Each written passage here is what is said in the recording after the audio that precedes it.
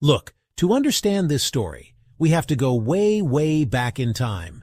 Before the Spanish arrived, before Mexico as we know it existed, in the great Tenochtitlan, there was already a legend that made anyone who heard it tremble.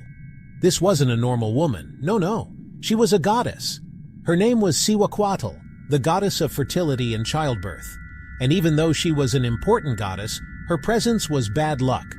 She was known as one of the deities who announced disasters. The story goes that at night, when everyone was asleep, Cihuacuatl would appear. She would walk through the streets of Tenochtitlan with her hair messy, dressed in white, and start to cry. But it wasn't a normal cry. It was a shriek of pain, of agony, that broke the silence of the night. And wouldn't you know it, her voice was so loud it made your skin crawl. The Mexica people would listen from their homes and be completely stunned. They knew that this crying wasn't for herself. It was a prophecy. The goddess wasn't crying for a lost love.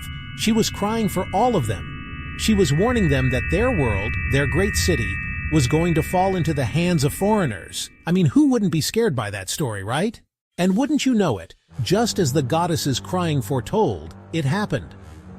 A few years later, the Spanish arrived. Her prophecy was fulfilled, and the fall of Tenochtitlan was the end of the Aztec Empire.